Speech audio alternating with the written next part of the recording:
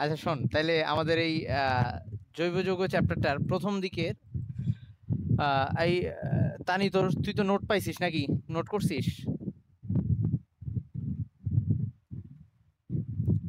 আচ্ছা, তো আমাদের এই ইয়া এই প্রথম দিকের যে গল্পগুলা আছে জৈব যৌগের, আই মিন মেইন পড়া শুরুর আগে, সেগুলাকে আমি একটু ছোট করে বলে তারপরে মেইন টপিক আসতেছি।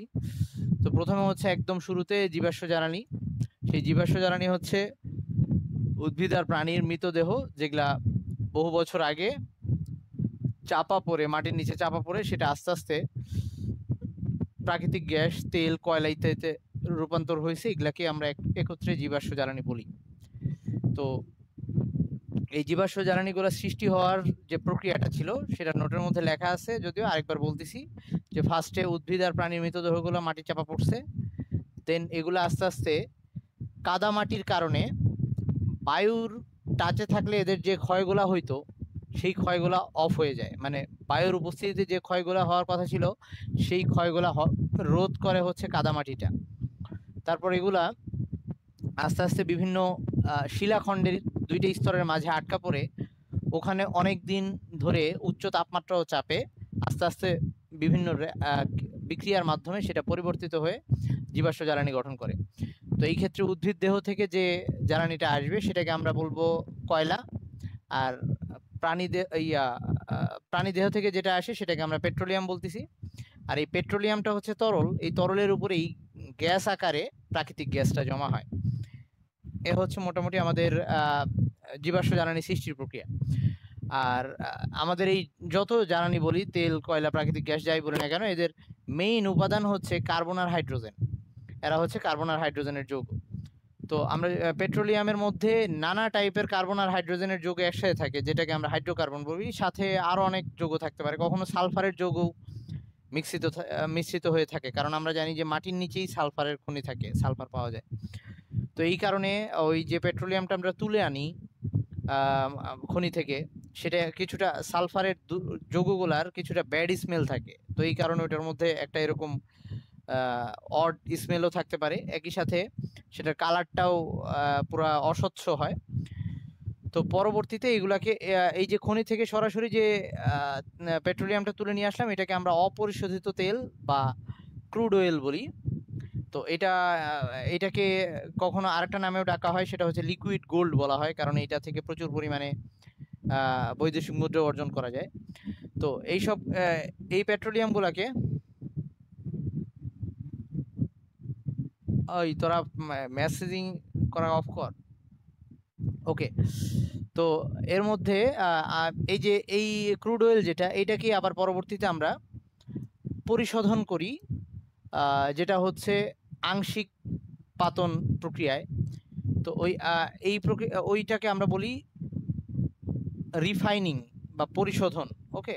আর তখন যে তেলটা পাওয়া যায় সেটাকে আমরা রিফাইন্ড অয়েল বলি অথবা পরিশোধিত তেল বলি।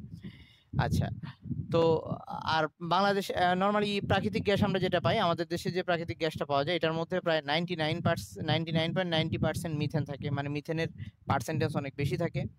বাইরের কান্ট্রিতে যেগুলো পাওয়া যায়, এখানে প্রাকৃতিক গ্যাসের মধ্যে মিথেন নর্মালি 80% থাকে, সাথে ethane, propane, butane, butane, pentane, নানা রকম যৌগ থাকে।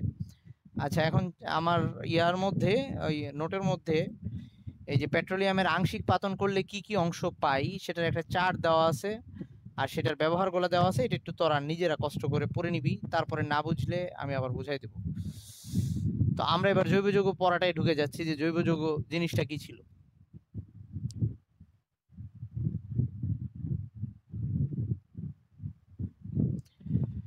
একদম শুরুর দিকে জৈব যৌগ, জৈব কথাটা আসছিল এখান থেকেই, যে এটা প্রাণী আর উদ্ভিদ দেহে পাওয়া যায়, জীব দেহে পাওয়া যায়, এই জন্য এটাকে তখন জৈব যৌগ বলা হইতো। আর তখন ধারণা করা হইতো এরকম, মানে বিজ্ঞানী বার্জেলিয়াস তিনি এই জৈব যৌগ নামটা প্রথমে দিছিল, বা এটার ইংলিশটা হচ্ছে অর্গানিক কম্পাউন্ড, ওকে, অর্গানিক বলা হয়, মানে অর্গান থেকে আসছে, অঙ্গ থেকে আসছে, এরকম আর কি। তো এইখানে এই বার্জেলিয়াস, এই লোকটা জৈব যৌগ এই নামটা দিছিল। সে তখন ল্যাবে চেষ্টা করেও সে জৈব যৌগ তৈরি করতে পারে নাই। তো তখন সে একটা থিওরি দিল এরকম যে এইটা জৈব যৌগটা আমরা ল্যাবে তৈরি করতে পারবো না, এইটা আমাদের উদ্ভিদ আর প্রাণী দেহের মধ্যেই সেটা একটা রহস্যময় শক্তির প্রভাবে সৃষ্টি হচ্ছে, এরকম আর কি। তো সেই তত্ত্বটার নাম সে দিল প্রাণ শক্তি মতবাদ। সেই তত্ত্বটার নাম দিল প্রাণ শক্তি মতবাদ।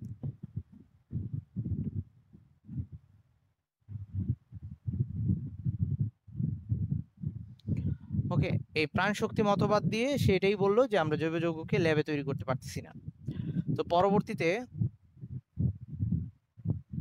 আচ্ছা ফাতেমা তুই আবার লিভ নে, আচ্ছা আরেকজনকে হোস্ট দিয়ে যা, সমস্যা নাই।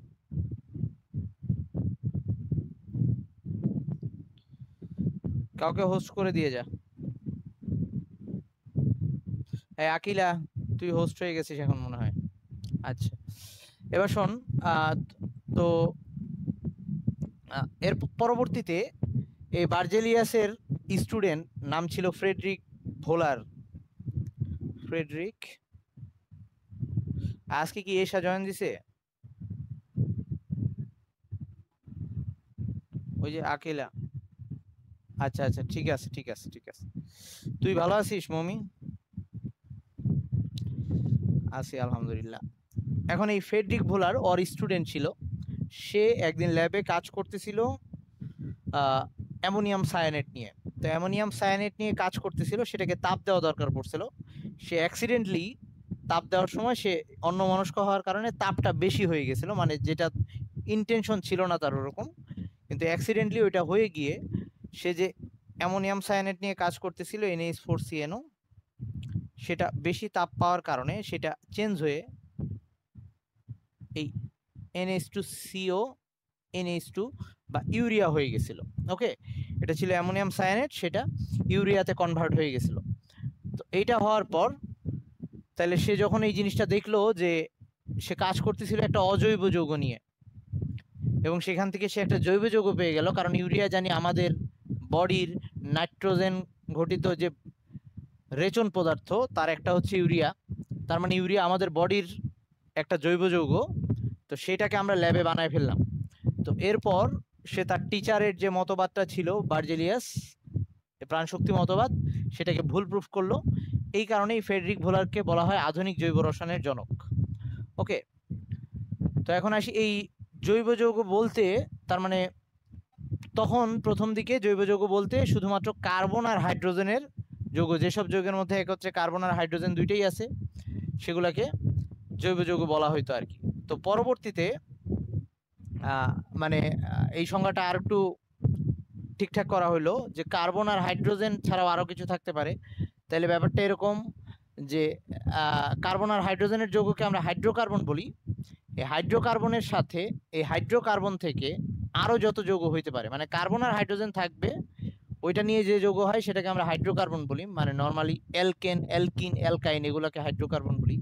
এগুলা থেকে আরো যত যৌগ বানানো সম্ভব সবাইকে একত্রে আমরা জৈব যৌগ বলবো। যেমন ধর এই যে এরকম একটা উদাহরণ দিই যে CCl4, এটার মধ্যে কার্বন আছে ক্লোরিন আছে, তো এমনি খালি চোখে দেখে মনে হবে যে এটা একটা অজৈব যৌগ। ওকে, কিন্তু এটা আসছে অ্যাকচুয়ালি যে মিথেন, যেটা CH4 ছিল, যেটা কার্বন আর হাইড্রোজেনের যৌগ, যেটা হাইড্রোকার্বন ছিল, এটা একটা হাইড্রোকার্বন ছিল, তার এই হাইড্রোজেনগুলো সরে গিয়ে এখানে 4টা Cl বসে গেছে। তাহলে হাইড্রোকার্বন এবং তা থেকে আরো যত যৌগ বানানো যায় সবাইকে একত্রে আমরা জৈব যৌগ বলবো। এটা হচ্ছে এখনকার সংজ্ঞাটা। আচ্ছা এখন আসি, তো এই জৈব আর অজৈব যৌগের মধ্যে যে তফাৎগুলা, প্রথম কথা হচ্ছে যে জৈব যৌগ হইতে হইলে অবশ্যই কার্বন থাকাই লাগবে, জৈব যৌগ হইলে কার্বন থাকবেই। আর অজৈব যৌগের মধ্যে কার্বন থাকতেও পারে, এই যে এখানে যেমন কার্বন আছে, আবার কার্বন নাও থাকতে পারে, যেমন ধর H2O পানি। ওকে, তো এখন আসি জৈব যৌগের মধ্যে জৈব যৌগ যে বিক্রিয়াগুলা দেয় এই বিক্রিয়াগুলা ঘটতে অনেক বেশি সময় লাগে। ওকে, নর্মালি। আর অজৈব যৌগ খুব দ্রুত বিক্রিয়া করে, ধর আমরা অ্যাসিড খার একটার সাথে আরেকটা মেশানো মাত্র বিক্রিয়া করে ফেলবে, আবার ধর ওই যে ধাতুকে অ্যাসিডের মধ্যে দেওয়া মাত্র বিক্রিয়া ঘটে যাবে, এরকম ইনস্ট্যান্ট হয়ে যায় বিক্রিয়াটা। আর জৈব যৌগ সাধারণত সমযোজী বন্ধনের মাধ্যমে সৃষ্টি হয় দেখে এটার গলনাঙ্ক স্ফুটনাঙ্ক অনেক কম হয়। আর অজৈব যৌগগুলায় আয়নিক সমযোজী দুইটাই থাকে, দুইটা বন্ধনের মাধ্যমে সৃষ্টি হতে পারে। অজৈব যৌগের অনেকগুলাই এদের গলনাঙ্ক স্ফুটনাঙ্ক অনেক বেশি হয়। আচ্ছা, এখন আসি আমরা জৈব যৌগের শ্রেণী বিভাগে চলে যাচ্ছি। কার কোনো কোশ্চেন থাকলে বলিস। হ্যাঁ, আর এইবারই মানে আর কি শেষবারের মতো জৈব যৌগটাকে একদম পুরা বুঝে ফেল, এরপরে আমরা হয়তো আর এভাবে রিভিশন দেওয়ার সুযোগ হবে না, তখন আমাদের কোশ্চেন সলভ করা লাগবে শুধু। ওকে, এবার চ্যাপ্টারটা শেষ করে আমরা কোশ্চেন সলভ করব। আচ্ছা, একই সাথে জৈব যৌগের যে শ্রেণী বিভাগটা যদি বলি, যে আমরা টোটাল যে জৈব যৌগগুলো আছে আমাদের সব, এগুলোকে আমরা মেইনলি দুইটা টাইপে ভাগ করতেছি। একটা হচ্ছে অ্যালিফ্যাটিক, সব নোটের মধ্যে লেখা আছে অ্যালিফ্যাটিক, আর একটা হচ্ছে অ্যারোমেটিক।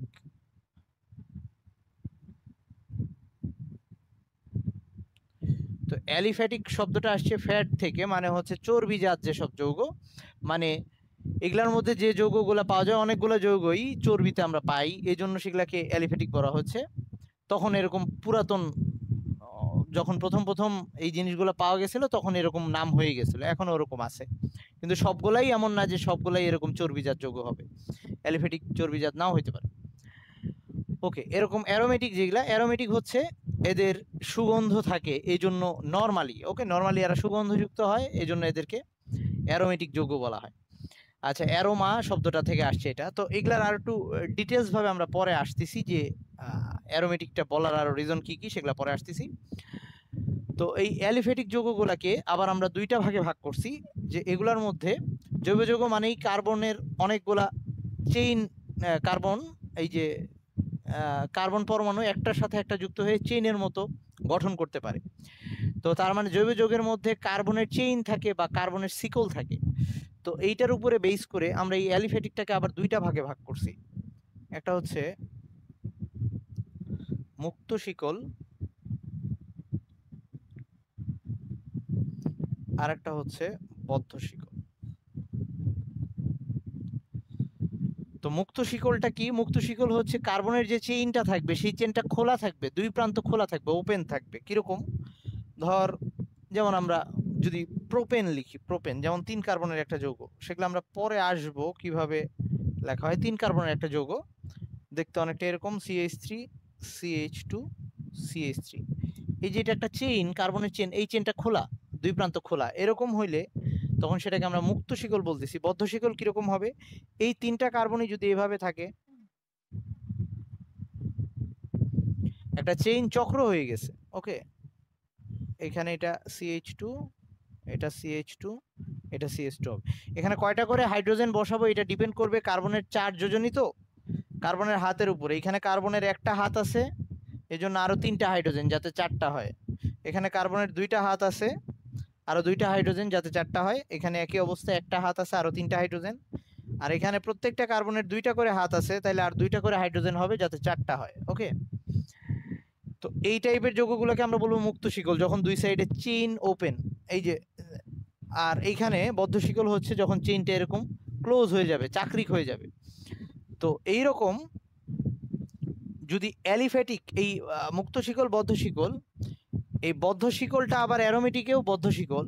তো এই বদ্ধ শিকলটা যদি অ্যালিফ্যাটিক হয় তখন এটার আরেকটা নাম হচ্ছে অ্যালিসাইক্লিক যৌগ।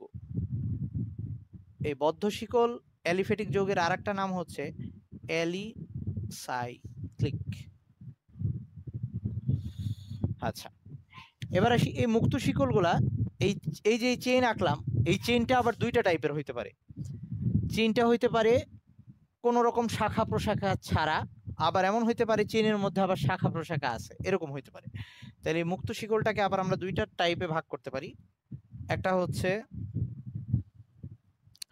সরল শিকল বা শাখাহীন আর কি, সরল শিকল। আরেকটা হচ্ছে শাখাযুক্ত।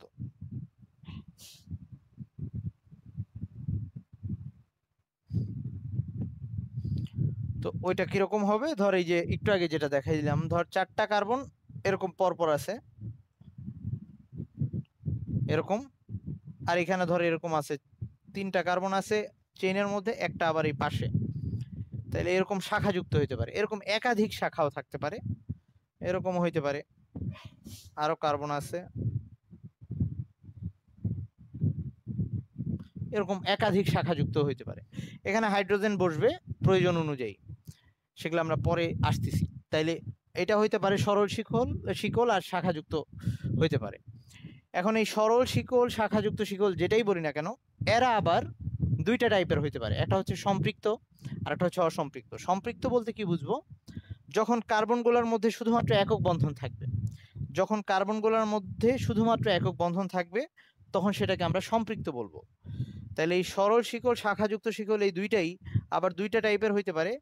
একটা হচ্ছে সম্পৃক্ত,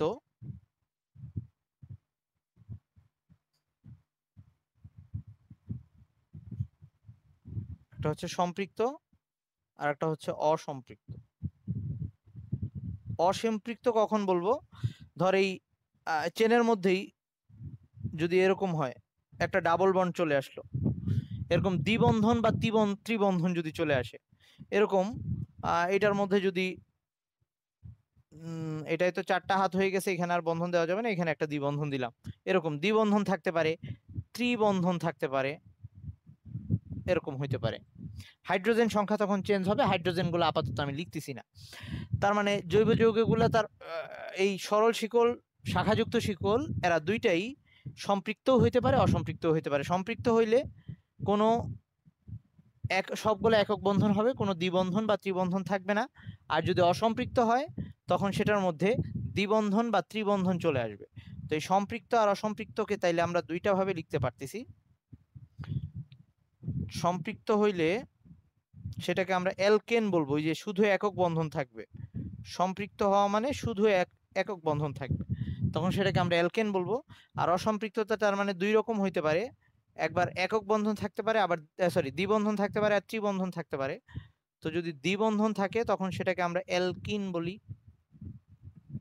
এখানে লিখে দিচ্ছি কার্বন দ্বিবন্ধন থাকলে, আর এখানে হচ্ছে কার্বন শুধু একক বন্ধন থাকবে। আর এটা হচ্ছে অ্যালকাইন কখন বলবো? যখন 3 বন্ধন থাকবে কার্বনের মধ্যে। তার মানে কার্বন একটা আরেকটার সাথে যুক্ত হওয়ার সময় কখনো একক বন্ধন দিয়ে যুক্ত হইতে পারে, কখনো দ্বিবন্ধন দিয়ে যুক্ত হইতে পারে, কখনো ত্রিবন্ধন দিয়ে যুক্ত হইতে পারে। এটা হওয়া কেন সম্ভব হয়েছে? কারণ কার্বনের 4টা হাত, আর তার আবার 2টা যোজনী সে দেখাইতে পারে, 2 আর 4 এরকম আর কি। তো এই যে কার্বনের সে কখনো একক বন্ধন, দ্বিবন্ধন, ত্রিবন্ধন দিয়ে পাশাপাশি 2টা কার্বন যুক্ত হইতে পারে। আচ্ছা, এইটা গেল হচ্ছে আমাদের অ্যালিফ্যাটিকের শ্রেণী বিভাগগুলা। এখন এখানে আরেকটা জিনিস আছে, বদ্ধ অ্যালিফ্যাটিক মুক্ত শিকলেরটা। এবার বদ্ধ শিকলে আসি। অ্যালিফ্যাটিক বদ্ধ শিকলটা সেটাই কি ছিল? চেইনগুলা বন্ধ থাকবে। তো চেইন যখন বন্ধ থাকবে, ধর এই যে এরকম সি, এই 3টা কার্বন মিলে চেইন হয়েছে, এরকম 4টা কার্বন মিলে চেইন হইতে পারে, মানে চক্র হইতে পারে। তো এইসব ক্ষেত্রে আমরা এইটাকে, এই বদ্ধ শিকলগুলাকে আমরা যখন লিখব, তো এরা 2 টাইপের হইতে পারে। এই যে চক্রটা শুধুমাত্র কার্বন দিয়ে হইতে পারে, যেমন এখানে 3টা কার্বন মিলে চক্র হয়েছে, এখানে 4টা কার্বন মিলে চক্র হয়েছে। সাথে অবশ্যই হাইড্রোজেন থাকবে, হাইড্রোজেন কিন্তু সবসময় থাকবেই। এখানে প্রত্যেকটাতে CH2 CH2 CH2 এরকম হবে, এখানে CH2,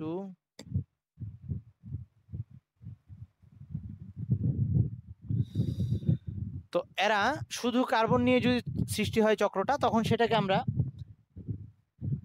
সুষম চাক্রিক বলবো, অথবা হোমোসাইক্লিক এভাবে বল। হ্যাঁ ভাইয়া বল।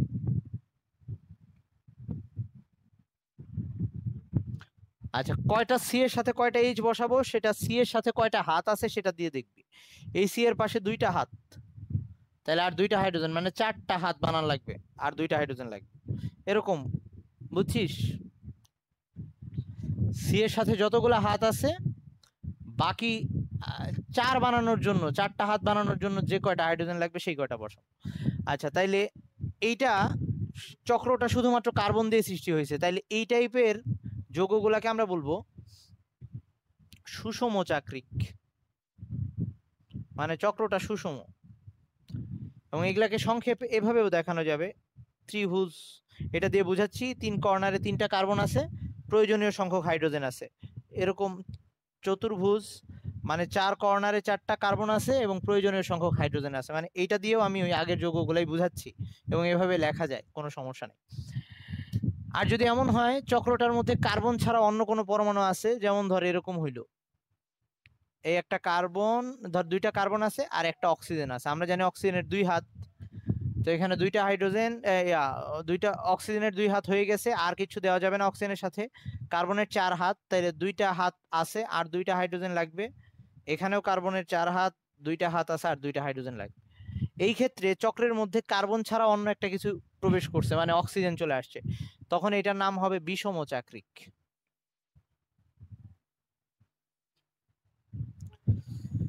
তার মানে বদ্ধ শিকল অ্যালিফ্যাটিক যৌগ বা অ্যালিসাইক্লিক যৌগটা 2টা টাইপের হইতে পারে, একটা হচ্ছে সুষম চাক্রিক আর একটা হচ্ছে বিষম চাক্রিক। সুষম চাক্রিক হইলে চক্রে শুধুমাত্র কার্বনই থাকবে, আর বিষম চাক্রিক হইলে চক্রে কার্বন ছাড়াও অন্য কোনো পরমাণু চলে আসতে পারে। আচ্ছা, এই দুইটাও আবার সম্পৃক্ত অসম্পৃক্ত হইতে পারে, এই যে 2টা যে লিখলাম। তো সম্পৃক্ত মানে কি ছিল, শুধু কার্বন কার্বন একক বন্ধন থাকবে। এই একটু আগে যেটা লিখছিলাম, মানে এইটা CH2 CH2 CH2, এটাই সবগুলা কার্বনের মধ্যে একক বন্ধন ছিল, এটা হচ্ছে সম্পৃক্ত। এইটাকেই যদি আমি অসম্পৃক্ত বানাইতে চাই, এই 3টা কার্বন আঁকলাম, একটা ডাবল বন্ড দিয়ে দিই, ধর এখানে একটা দ্বিবন্ধন দিয়ে দিলাম 2 কার্বনের মধ্যে, এইবার এটা অসম্পৃক্ত হয়ে গেছে। এবার হাইড্রোজেনের সংখ্যা চেঞ্জ হবে, দেখ এই কার্বনটা যদি তাকাই, এই কার্বনটার 3টা হাত আছে, এখানে একটা এখানে 2টা, তাহলে ওর সাথে আর একটা হাইড্রোজেন দিতে পারবো, এখানে একটা হাইড্রোজেন হবে। এই কার্বনটারও 3টা হাত আছে, তাহলে ওর সাথে একটা হাইড্রোজেন হবে, যাতে 4টা হয়। এই কার্বনের 2টা হাত, ওর সাথে 2টা হাইড্রোজেন হবে। তাহলে এইবার এই যৌগটা, যেটা সবগুলাই কার্বনের মধ্যে শুধুমাত্র একক বন্ধন ছিল, এটা ছিল সম্পৃক্ত, এটা হচ্ছে অসম্পৃক্ত। আচ্ছা, এই ক্ষেত্রে নামগুলা কিভাবে করবো একটু বলে দিই। 3 কার্বন নিয়ে হয় প্রোপেন, আমরা অবশ্য সামনে গিয়ে নামগুলো আরো ডিটেলস জানবো। 3 কার্বন হইলে হয় প্রোপেন, 4 কার্বন হইলে হয় বিউটেন, এরকম। তো এটা যেহেতু চক্রাকারে আছে, এটার নাম হবে সাইক্লোপ্রোপেন। মানে সাইক্লো শব্দটা আসছে চক্রের জন্য, সাইক্লিক থেকে, এটার নাম হবে সাইক্লোপ্রোপেন, কারণ একক বন্ধন আছে, অ্যালকেন।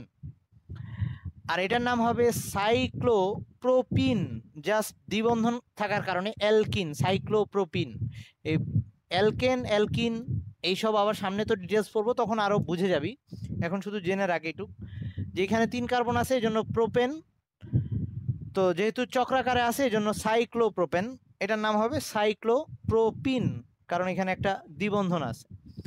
তো এইটাকে যদি আমি এভাবে লিখি, তাহলে এইটাকে কিভাবে লিখবো, এটাকে এভাবে লিখবো, এই যে 3 কার্বনের জন্য এই যে চক্র দিলাম, আর এখানে একটা দ্বিবন্ধন আছে, এইটাকে এখানে দেখাই দিব এরকম, ওকে।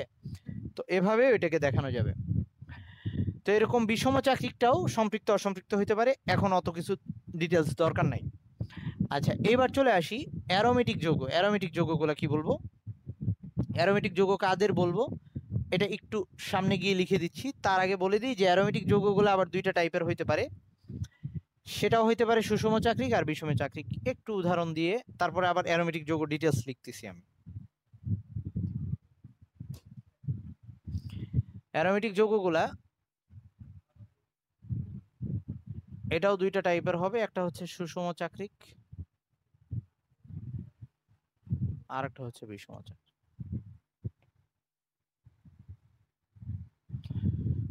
তো অ্যারোমেটিক যৌগ নিয়ে ডিটেলস বলার আগে যেটা একটু জানা যায়, যে বেনজিন, আমরা বেনজিন জানি, বেনজিনটাকে এভাবে আমরা লিখি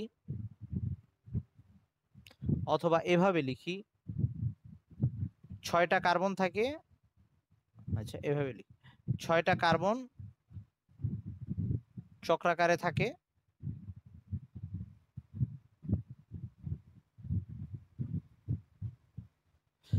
আর একক বন্ধন আর দ্বিবন্ধন পরপর থাকে, মানে একটা একক বন্ধন হলে পরেরটাই হবে দ্বিবন্ধন, এখানে আবার একক বন্ধন আবার দ্বিবন্ধন, একক বন্ধন দ্বিবন্ধন, এরকম পরপর থাকে, ওকে।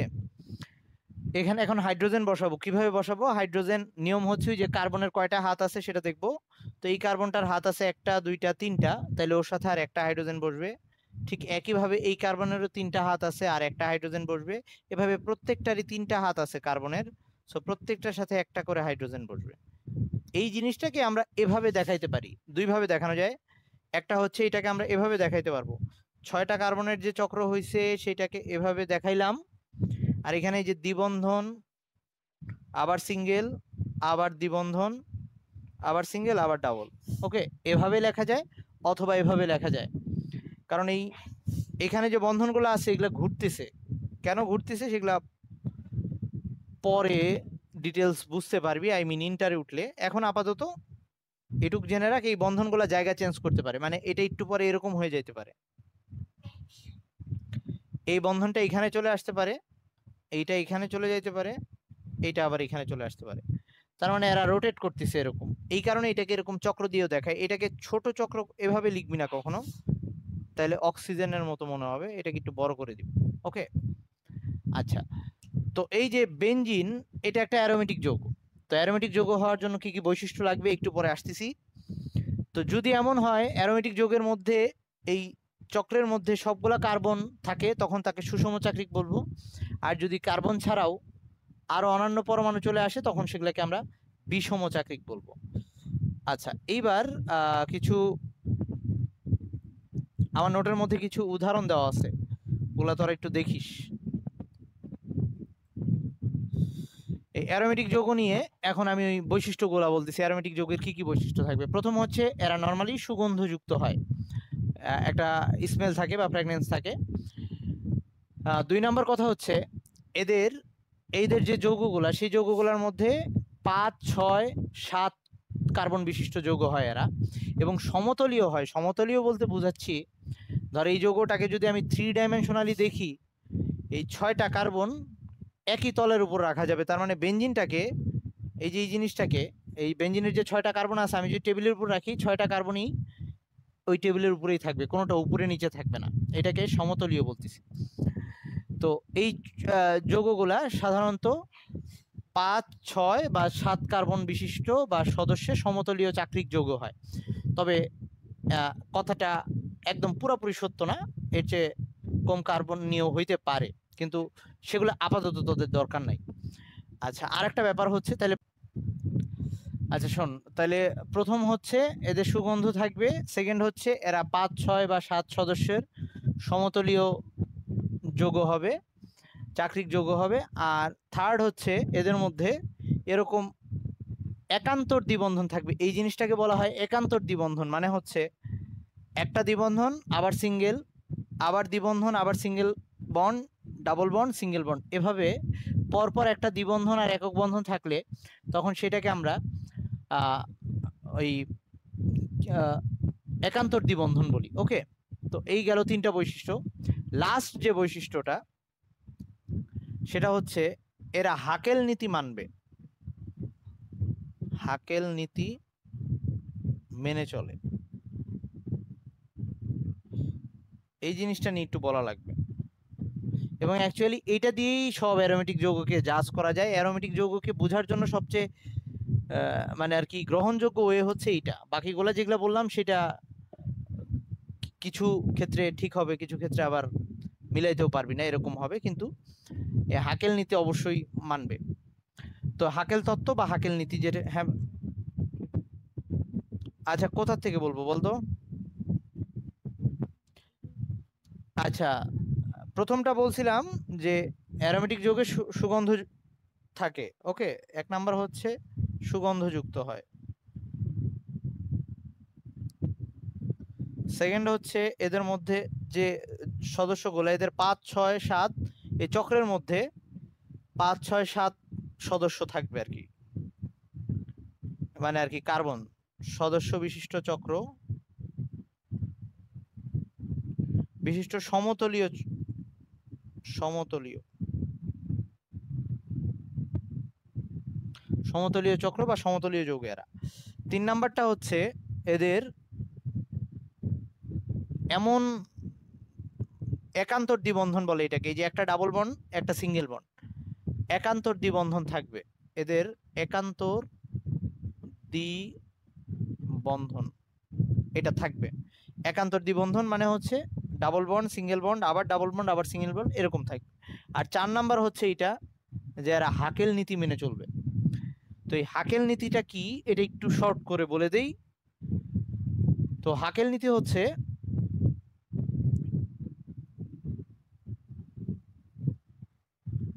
ধর আমরা এইভাবে পড়বো সেটা, যে এই যে একটা অ্যারোমেটিক যৌগের মধ্যে দ্বিবন্ধনগুলো যে আছে, এই দ্বিবন্ধনের মধ্যে আমরা জানি এগুলো একটা সমযোজী বন্ধন। একক বন্ধন, দ্বিবন্ধন, ত্রিবন্ধন এগুলো হচ্ছে সমযোজী বন্ধন। আর সমযোজী বন্ধনে ইলেকট্রন শেয়ার হইতো, দুই পরমাণু একটা একটা করে ইলেকট্রন দিয়ে একটা বন্ধন বানাইতো। তার মানে এই যে এখানে যে দ্বিবন্ধনগুলো হয়েছে, কিন্তু দুইটা বন্ধন, এটা একটা এটা একটা। এই ভিতরের দিকে যে বন্ধনটা আছে দ্বিবন্ধনের মধ্যে, একটা বন্ধনকে বলা হয় সিগমা বন্ধন, সিগমা। আর এই বন্ধনটাকে বলা হয় পাই বন্ধন। ওই যে আমরা যে পাই লিখি 3.1416, সেই পাই বন্ধন। তো দ্বিবন্ধনের মধ্যে যে দুইটা বন্ধন থাকে, একটাকে বলা হয় সিগমা আর একটাকে বলা হয় পাই। তাইলে এখানে এরকম পাই বন্ধন আছে একটা, দুইটা, তিনটা। আর এই পাই বন্ধনগুলোও তো সমযোজী বন্ধন। আর সমযোজী বন্ধন মানে এদের মধ্যে ইলেকট্রন আছে। ইলেকট্রন কয়টা করে আছে? দুইটা আছে, একটা আসছে এই কার্বন থেকে আর একটা আসছে ওই কার্বন থেকে। তাইলে এইখানে এরকম দুইটা ইলেকট্রন আছে, এইখানেও এরকম দুইটা ইলেকট্রন আছে, এইখানে এরকম দুইটা ইলেকট্রন আছে। এই ইলেকট্রনগুলোকে বলা হয় পাই ইলেকট্রন। এই ইলেকট্রনগুলো পাই বন্ধনের মধ্যে আছে, তো এই ইলেকট্রনগুলোকে বলা হয় পাই ইলেকট্রন। এই ইলেকট্রনগুলোকে পাই ইলেকট্রন বলা হয়। তো এই যে হাকেল কি বলতিছে, বিজ্ঞানী হাকেল আর কি, হাকেল তত্ত্ব বলতিছে যে এই যে অ্যারোমেটিক যৌগ মানেই এরকম দ্বিবন্ধন থাকবে। এই দ্বিবন্ধনগুলোর মধ্যে কয়টা পাই ইলেকট্রন আছে, ওই পাই ইলেকট্রনের সংখ্যাটাকে সবসময় এইটা হওয়া লাগবে, পাই ইলেকট্রন সংখ্যা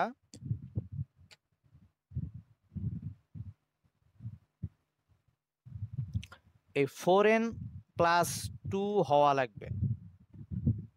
2 হবে যেখানে n এর মান 1, 2, 3, 4 ইত্যাদি। n এর মান 0 হইতে পারে, তবে ওটা পরে, আমরা আপাতত n এর মান পূর্ণ সংখ্যা দিয়ে দেখব। ওকে, n এর মান 0 হইতে পারে, আমি এখানে 0টাও লিখে দেই, কিন্তু আপাতত তোদের জন্য 0টা নিয়ে টেনশন করা লাগবে না। n এর মান 0 হইতে পারে, 0 থেকে শুরু হয় আসে। কিন্তু আপাতত আমরা এটা জানবো যে এইখানে যে ইলেকট্রনগুলো ঘুরতেছে, এই ইলেকট্রনগুলোকে এই আকারে লেখা যাবে। এই আকারে লেখা যাওয়া মানে কি আমি বলতেছি, ওয়েট, যে এবং যেখানে n এর মানটা তোরা আপাতত মনে রাখবি যে n এর মান পূর্ণ সংখ্যাগুলো হবে 1, 2, 3 ইত্যাদি। আচ্ছা, তাহলে এবার বল, তাহলে অ্যারোমেটিক যৌগ হওয়ার জন্য অ্যারোমেটিক যৌগগুলো, এটা হচ্ছে বেনজিন। এই বেনজিন থেকে আরো যত যৌগ বানানো যায় সবগুলাই অ্যারোমেটিক যৌগ। তো অ্যারোমেটিক যৌগের সংজ্ঞা হচ্ছে যে বেনজিন অথবা এই টাইপের, মানে বেনজিন এবং এদের সমধর্মী যৌগগুলোকে একত্রে আমরা অ্যারোমেটিক যৌগ বলি। আচ্ছা, তো এই অ্যারোমেটিক যৌগের এটা একটা উদাহরণ, এটা হচ্ছে বেনজিন। তো আমি এইটা হাকেল তত্ত্ব দিয়ে এটা অ্যারোমেটিক যৌগ যে এটা প্রুফ দেখাইতে চাই। তো হাকেল তত্ত্ব বলছে যে এইখানে যতগুলা পাই ইলেকট্রন আছে, কয়টা পাই ইলেকট্রন আছে এখানে? একটা, দুইটা, তিনটা, চারটা, পাঁচটা, ছয়টা। মানে যতগুলা দ্বিবন্ধন ততগুলা পাই ইলেকট্রন, মানে তত তার ডাবল পাই ইলেকট্রন। আচ্ছা, তাহলে এই 6কে আমি এভাবে লিখতে পারি নাকি দেখতো? এই যে আমরা যদি 4 এর সাথে এই যে 1 গুণ দেই, +2 করি, তাহলে কিন্তু 6 আসে। তার মানে এখানে যতগুলো ইলেকট্রন আছে সেটাকে এই আকারে লেখা গেল। ওকে, তার মানে এটা একটা অ্যারোমেটিক যৌগ। তবে আমরা এরকম ঝামেলা না করে আর একটু সহজ করে বের করতে পারবো। সেটা কিরকম? আমরা সবসময় কি করব? উল্টা কাজ করব। আমরা একটা যৌগ দেওয়া থাকলে তার এই যে পাই ইলেকট্রনটাকে হিসাব করে 4n+2 = পাই ইলেকট্রনের সংখ্যাটা লিখব, যে 4n+2 = 6 এটার জন্য। তাহলে n এর মান কত আসে সেটা বের করলেই হবে। n এর মান বের করি, যে 4n আসতেছে 4, সুতরাং n আসতেছে 1, এবং n 1 হয়েছে তার মানে এটার সাথে মিলছে, তার মানে এই যৌগটা হবে একটা অ্যারোমেটিক যৌগ। তো এরকম যদি আমাকে আরো একটা যৌগ দেখতে দিয়ে বলে যে এটা অ্যারোমেটিক যৌগ হবে কিনা, আমি কিভাবে বের করব? দেখ, ধর আমাকে এই যৌগটা দিল, এরকম যৌগ।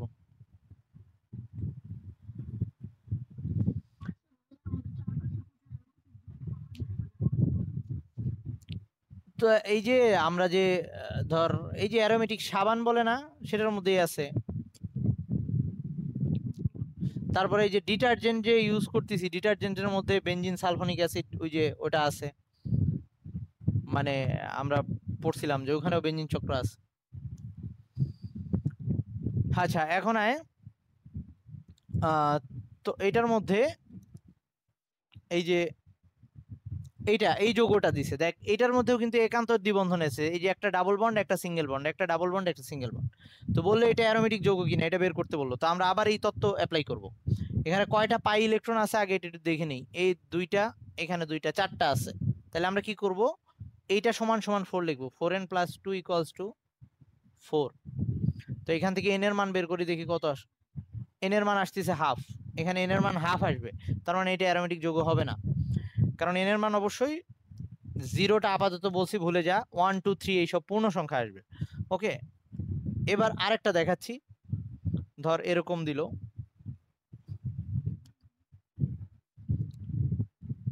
ইলেকট্রন সবসময় বন্ধনের মধ্যে দুইটাই থাকে, পাই বন্ধনের মধ্যে। কোথায় ভাইয়া তোর কোশ্চেনটা এক্স্যাক্টলি ক্লিয়ার কর, কোথায়? হ্যাঁ, পাই বন্ধনে ইলেকট্রন সবসময়, মানে সমযোজী বন্ধন হওয়ার জন্যই দুইটা করে ইলেকট্রন লাগে। ওকে, আচ্ছা, এইটা আরেকটা যৌগ যেটাকে আমরা ন্যাপথালিন বলি। এই যে ন্যাপথালিন অ্যারোমেটিক যৌগ, আমরা ইউজ করি প্রায়। হ্যাঁ, এগুলা শেয়ার করা ইলেকট্রন। হ্যাঁ, এই যে এই বন্ধনে ইলেকট্রন আছে, এই বন্ধনে ইলেকট্রন আছে, এই বন্ধনে ইলেকট্রন আছে, পাশে যে হাইড্রোজেন আছে সেই বন্ধনে ইলেকট্রন আছে, কিন্তু এই ইলেকট্রনগুলো স্পেশাল, এই ইলেকট্রনগুলো স্পেশাল, আর এটাও তো শেয়ারই করছে, এরা তো সবাই সমযোজী বন্ধন, কিন্তু এই শেয়ারিংটা দুই ভাবে হয়। এগুলা একটু উপরের ক্লাসে বুঝতে পারবি। এই যে এইখানেও কিন্তু দুইটা ইলেকট্রন আছে, এইখানেও দুইটা ইলেকট্রন আছে, এগুলা বন্ধনেও ইলেকট্রন আছে, প্রত্যেকটা সমযোজী বন্ধনে ইলেকট্রন আছে, কিন্তু এগুলা সিগমা বন্ধন, এগুলা পাই না, এগুলা হচ্ছে পাই বন্ধন। তো আমাদের শুধু পাই বন্ধনে ইলেকট্রনটা লাগবে। আচ্ছা, এখন আসি ন্যাপথালিন। ন্যাপথালিন দেখতে এরকম। আচ্ছা, আগে মাঝখানের বন্ধনটা দিয়ে নিবি। এই যে একটা double bond, single bond, double bond, তো এইখানে ডাবল বন্ড আছে, তাহলে আবার এটা সিঙ্গেল রাখতে হবে, এইখানে একটা ডাবল বন্ড, আবার এটা সিঙ্গেল, এইখানে ডাবল। ওকে, তাহলে এটার নাম হচ্ছে ন্যাপথালিন। তো এইখানে কয়টা পাই ইলেকট্রন আছে? এই যে এইখানে দুইটা আছে, এখানে দুইটা, এখানে দুইটা, এখানে দুইটা, এইখানে দুইটা, মানে হচ্ছে 5টা পাই বন্ধনে 10টা ইলেকট্রন। তো আবার এটা অ্যারোমেটিক যৌগ কিনা এটা আমরা দেখা জাজ করার চেষ্টা করি। 4n + 2 = লিখতে হবে 10। তো এটা যদি হিসাব করি তাহলে 4n = আসতেছে হচ্ছে 8, তার মানে n = আসতেছে 2, যেটা পূর্ণ সংখ্যা, তার মানে এটাও একটা অ্যারোমেটিক যৌগ হবে। ওকে, একটু ব্যতিক্রম বলে দেই। একটু ব্যতিক্রম হচ্ছে, ওই যে বলছি অ্যারোমেটিক যৌগ আবার দুই টাইপের হইতে পারে, সুষম চাকরিক, বিষম চাকরিক। এতক্ষণ যতগুলো লিখছি এগুলো সব সুষম ছিল, মানে চক্রের মধ্যে কার্বন ছাড়া আর কিছু ছিল না। ওকে, এবার যদি চক্রের মধ্যে কার্বন ছাড়া অন্য কিছু চলে আসে, ধর এরকম যৌগ, এখানে একটা অক্সিজেন চলে আসছে,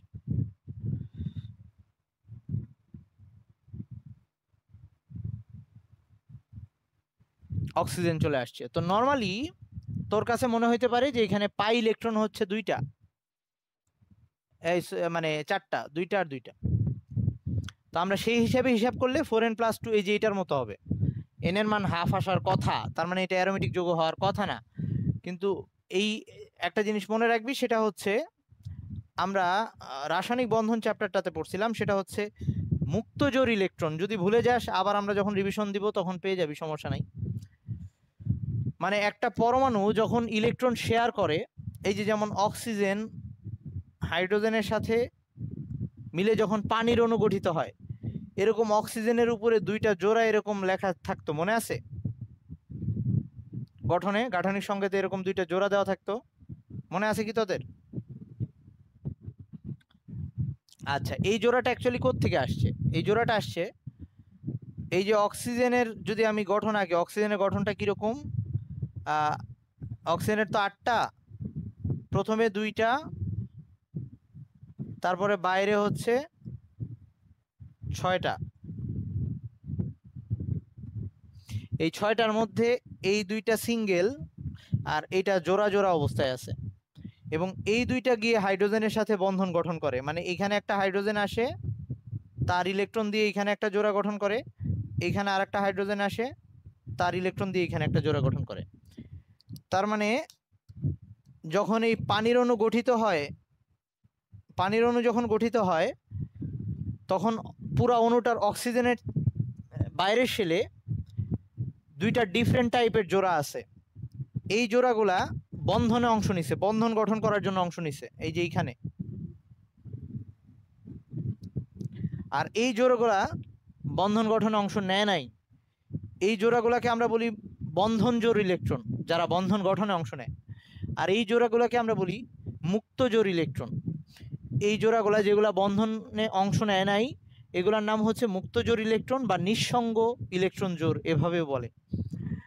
এগুলা নিয়ে ডিটেলস আমরা আবার রাসায়নিক বন্ধনে দেখবো, সমস্যা নাই রিভিশনের সময়। কিন্তু এখন খালি এটুকু জেনে রাখ, তার মানে অক্সিজেন আসা মানে অক্সিজেন এরকম জোড়া নিয়ে আসতেছে, তার মানে এই অক্সিজেনটার সাথে এরকম 2টা জোড়া আছে, এই যে এই জোড়া 2টা রয়ে গেছে। ওকে, তাহলে এইবার যদি আমি পাই বন্ধনের ইলেকট্রনগুলো হিসাব করতে যাই, তখন আমার এই জোড়া, এই জোড়া আর এই যে ভিতরে যে জোড়াটা আছে এই জোড়াটাকেও নিতে হবে। এইসব ক্ষেত্রে 4n+2 = আমার এবার লেখা, এমনি নর্মাল হিসাবে তুই 4 লিখতি, কিন্তু এবার 6 লিখবে, এই যে এটাও আছে। তার মানে এবার n এর মান আসবে 1, সো এটাও একটা অ্যারোমেটিক যৌগ হবে। তাহলে এই, না বাইরেরটা হবে না, মানে এই 2 জোড়া জায়গা সাফল করতে পারে, এক জোড়া এখানে থাকবে আর এক জোড়া এখানে থাকবে, কিন্তু 2 জোড়া একই সাথে ভিতরের দিকে থাকবে না। ওকে, এটারও রিজন আছে, কারণ একটা আরেকটাকে বিকর্ষণ করে একসাথে। এই যে দেখ এইখানেও 2 জোড়া কিন্তু কাছাকাছি নাই, দূরে দূরে থাকে, এই কারণেই পানির অণুটা চেপে আসে। এরা সবসময় বিকর্ষণ করে, তো 2 জোড়া একসাথে উপরে থাকবে না। ওকে, যে কোনো এক জোড়া উপরের দিকে থাকবে, ভিতরের দিকে থাকবে। আচ্ছা, এইবার আসি, এটা কখন কখন করব আমরা? এটা করব অক্সিজেন, সালফার আর নাইট্রোজেনের ক্ষেত্রে। অক্সিজেন, তো এই 3টা জিনিস শুধু লিখে রাখ। তাইলে আমরা কি করব, এখানে এভাবে নোট আকারে লিখে রাখতে পারিস। নোটটা এরকম হবে যে অক্সিজেন, সালফার, নাইট্রোজেনের ক্ষেত্রে হাকেল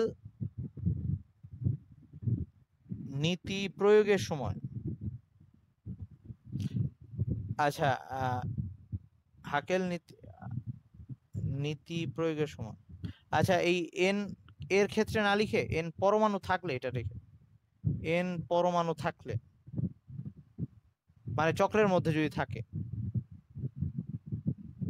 হাকেল নীতি প্রয়োগের সময়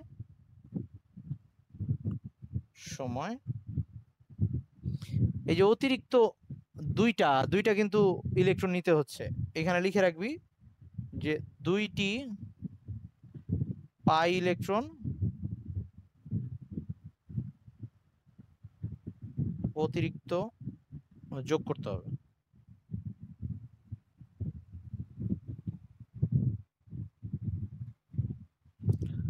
এরকম আরেকটা উদাহরণ দিচ্ছি। হ্যাঁ ভাই বল। হ্যাঁ হ্যাঁ, আমি রেকর্ড করতেছি। তারপরে এরকম হইতে পারে,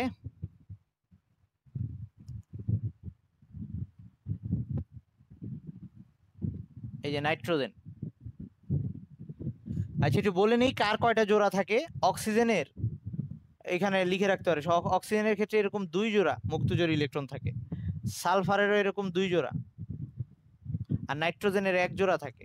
তো নাইট্রোজেনের যে 1 জোড়া, এই যে 1 জোড়াটা ভিতরে আসবে, তাহলে এইখানেও টোটাল আমার পাই ইলেকট্রন হিসাব করার সময় 6টা হিসাব করা লাগবে, 2টা আর এখানকার 2টা, 6টা। তাহলে n = এখানে 1 আসবে, সো এটাও অ্যারোমেটিক যৌগ হবে। তো এই মোটামুটি আমাদের অ্যারোমেটিক যৌগের কনসেপ্ট। আমরা কি আজকে এই পর্যন্তই রাখবো নাকি? আচ্ছা ঠিক আছে, ওকে ওকে ওকে ওকে, তাহলে তোরা যেটা করবি, আচ্ছা আচ্ছা, এই যে ওর একটা কোশ্চেন হচ্ছে নাইট্রোজেনের এই জোড়াটা বাইরে হইলো কেন, ভিতরে হইলো না কেন? আচ্ছা, ইলেকট্রনের ধর্ম হচ্ছে ছোটাছুটি করা। ইলেকট্রন কিন্তু পরমাণুর মধ্যে অলওয়েজ ছোটাছুটি করতে থাকে। মানে ইলেকট্রনকে চিন্তা করতে পারিস পিচ্চি বাচ্চাদের মতো। পিচ্চি বাচ্চা কখনোই স্থির থাকতে পছন্দ করবে না। একটা রুমের মধ্যে রাখলেও যত দৌড়াদৌড়ি করতে পারবে ওর ভালো লাগবে। ওরে যদি মাঠে ছেড়ে দিস, ও যত খোলা জায়গায় দৌড়াইতে পারবে ওর ভালো লাগবে। ইলেকট্রনের একই অবস্থা, যত বেশি ছোটাছুটি করতে পারে ও তত বেশি স্টেবল হয়। তো ব্যাপার হচ্ছে এই যে অ্যারোমেটিক যৌগগুলোর মধ্যে ইলেকট্রনগুলো ঘুরতে পারে। তো এই নাইট্রোজেন, ধর তুই চিন্তা কর যে এইখানে এই নাইট্রোজেনের জোড়াটা, এগুলা হচ্ছে ওই পিচ্চি বাচ্চারা এখানে দৌড়াদৌড়ি করতেছে। এই দুইটা কি দৌড়াদৌড়ি না করে থাকবে? একলা একলা তো দাঁড়ায় থাকবে না, এ অবশ্যই এদের সাথে গিয়ে দৌড়াদৌড়ি করা শুরু করবে, এখানে ঘোরাঘুরি শুরু করবে, বুঝছিস? তাতে স্টেবিলিটিটা বেশি আসে।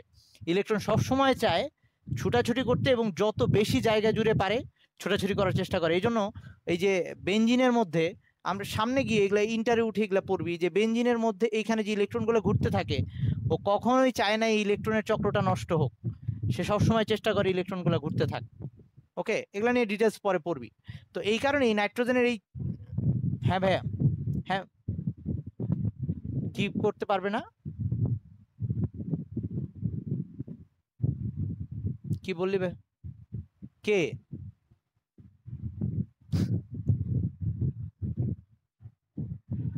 না, খালি জায়গায় পারবে না, মানে ওই জায়গাটা খালি না, এখানে অরবিটাল আছে, বুঝছিস? এইখানে একটা অরবিটাল সৃষ্টি হয়ে যায়, ওই অরবিটালের মধ্যে ইলেকট্রন ছোটাছুটি করতে পারবে, কিন্তু বাইরে ওরকম অরবিটাল নাই। এই জিনিসগুলো বুঝবি পরে। ওকে, ওই ইলেকট্রন কিন্তু এমনি অরবিটাল ছাড়া ঘুরবে না। ওখানে যে ঘুরতেছে ওখানে একটা অরবিটাল সৃষ্টি হয়, পাইপের মতো একটা অরবিটাল সৃষ্টি হয় চক্রাকারে। ওকে, চক্রাকারে পাইপের মতো। ওকে ঠিক আছে, তাহলে আজকে এই পর্যন্ত থাকলো। তোরা ওই নোটটা করে ফেলবি, নোট করলে পড়তে সুবিধা হবে, সবগুলো সুন্দর মনে গোছায় লেখা আছে। আর যারা নোট পাস নাই আমার মেসেঞ্জারে নোট দিস, আমি নোট দিয়ে দিব। ওকে, তাহলে আমরা পরের ক্লাসে আমি কিন্তু জৈব যৌগের পুরা নোটটা এখন দিয়ে দিছি, মানে যারা আমার কাছে চাইছে তাদেরকে আমি পুরাটা দিছি। আগে তো ওই যে এক্সাম নেওয়ার সময় অল্প অল্প করে কিছু দিছিলাম। সো আমাকে যে নক নক দিবি এখন আমি পুরাটাই দিয়ে দিব, তোরা তোদের সুবিধা মতো আস্তে আস্তে তুলে নিবি। আর যারা ওই যে আগে আমার জৈব যৌগ ক্লাসটা পাইছিলি তাদের কাছে নোটটা আছে, থাকার কথা, তারপরেও চাইলে নিয়ে মিলে দেখতে পারিস। ওকে, তাহলে আমি, আচ্ছা হাকেল নীতি ছিল না, কারণ ওইটা তাইলে ওই যে কোচিং এ পড়াইছিলাম তো লাস্টে। আচ্ছা ঠিক আছে, আচ্ছা সমস্যা নেই, তোদের যারা নোটটা পাস নাই আমার মেসেঞ্জারে নক দিস, আমি দিয়ে দিব। আর নাইলে গ্রুপে আজকে আমি দিয়ে দিব, সমস্যা। ওকে, আচ্ছা গ্রুপে দিচ্ছি। হ্যাঁ, মিটিং এন্ড কর ভাইয়া।